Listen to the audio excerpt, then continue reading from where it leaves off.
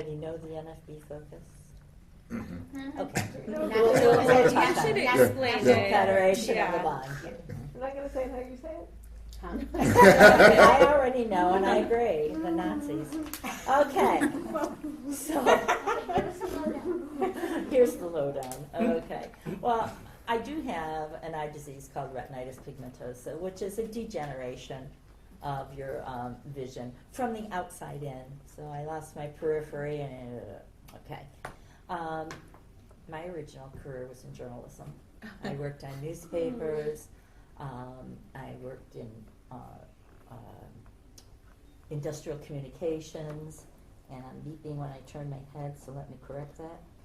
And I, after I had my first child, I opened my own business and did I was a book packager, taking from a publishing company the raw data, putting it into some semblance of order, copy editing it, proofreading it, working with the authors, yada yada. And I gave it back to them in a camera-ready format for a book. And then I did that for a few years. And that's when my eyes really went to, I can't trust myself to do this work anymore. My vision was decreasing, and it hit rock bottom. And I hit rock bottom with it. It's hard. It's not easy at all. And I opened up a case with the Office of Vocational Rehabilitation. That was hard. I mean, I had my vocation. I had my dream. But Frannie, was that in Philly? it was in Philadelphia. All Yeah. right. Montgomery County. And so it was, again, I hate to say this, but it was just when PCs were coming out. You be quiet. You're not allowed. In the late 80s. And I had no idea how to use a computer or anything like that. So my VR counselor said, we're going to send you to school. So I go to the University of Pennsylvania, where I had this program for people who are blind and had low vision to learn how to use equipment. At that time, it was using JAWS, and nothing else was really out at the time. You know, the voice. Dictation. No, it wasn't dictation. Excuse me, my foot got caught, and I was concentrating on releasing it. I'm sorry. Between the things here. No, it's screen reader. It read the screen to me. It wasn't voice activation. It was just reading the screen. And it was great fun because I was being taught how to use this equipment by children, 22-year-olds or 18, 19-year-olds actually. But it did open a door for me. And through VR, I learned about a position that was available through Associated Services for the Blind, which is like the organism. I'm sorry, that's my phone.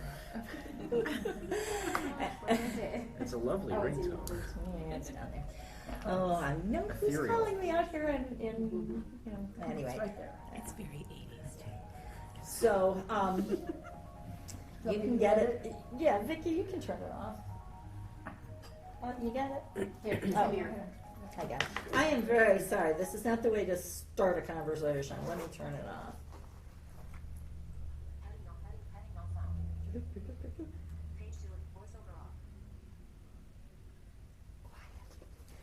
Okay. So anyway, Oh, brother. I got it. This is like a 1-year job, and it was with this organization that did something called independent living. I learned about it. They wanted somebody who could do skills training in the home of people who were experiencing vision loss, you know, basic skills training. So I took the job, I did it, and as the year went on, I really learned more about the independent living movement, which at first I thought was the stupidest thing I ever heard because I was independent. I mean, I lived, you know, in the community, I had a family, and I had a job, and da da da da da. But the more I learned about people with disabilities other than my own, you know, it became apparent to me how important the IL philosophy is, that people have, you know, can make their own decisions and their own choices. And that's it. What independence is, it's all about choice. And nobody else making it for you but yourself. And at the end of that year, this organization invited me to stay on, but I didn't want to because what they wanted me to do, I didn't want to do. Anyway, it lasted about 3 months. And I was hired by a different kind of center, and there were a couple of them in Philadelphia at the time. They've now all since merged. And I started out just doing skills training. And as time went on, I learned all the other core services. But what was really very important to me was in Philadelphia, there was this very small group of muckamucks. Like, they thought they were the cool people.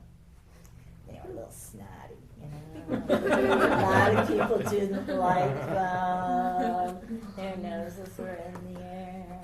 I loved them. They were DIA, disabled in action. And this very small, I was going to tell you, it's Philly Adapt. This very small group of people were really in the know. They were. And they were not only doing the jobs that most of us do every day in life, they were out there in the community, turning heads, making waves,